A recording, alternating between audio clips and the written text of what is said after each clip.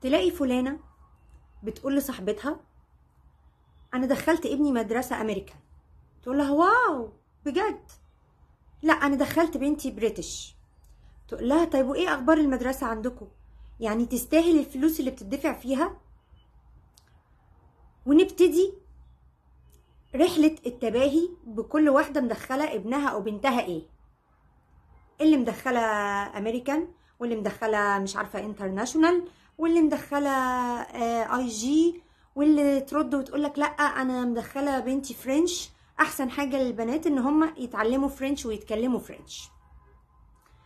ثم بعد ذلك ندخل بقى في مرحلة الجامعات. دي دخلت الألمانية، ودي دخلت الجامعة الأمريكية، ودي الكندية، ودي مش عارفة البريطانية، وكل يوم بتفتح جامعات ومدارس جديدة بألوفات مؤلفة. جميل. طيب هل احنا سألنا نفسنا احنا بندخل ولادنا المدارس والجامعات الغالية دي ليه؟ هل علشان ان هم يطلعوا معاهم شهادة كويسة ولغة كويسة يقدروا ان هي يتفتح لهم فرص ومجالات كتيرة في الشغل مش متاحة لبقية الناس؟ ولا احنا بندخلهم بس علشان خاطر التباهي والمنظرة قدام الناس؟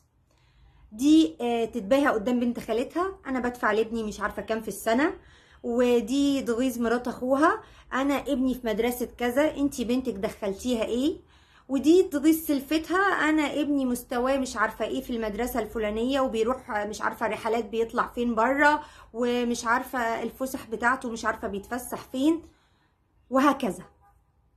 او تكونوا مدخلين ولادكم المدارس ديت علشان خاطر بس تصوروهم صورة تنزل على الفيسبوك واللوجو بتاع المدرسة ورا الولد، او لابس اليونيفورم وعليه البادج بتاع المدرسة، فالناس تبتدي تقولك واو انتي مدخلة ابنك المدرسة ديت.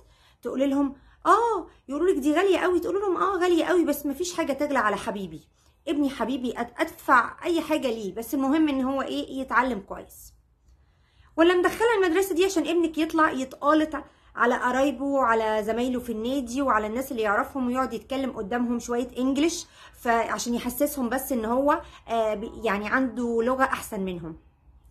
لا يا جماعه، لو هو ده السبب ان انتوا بس بتدخلوهم للتباهي والمنظره وان انتوا داخلين منافسه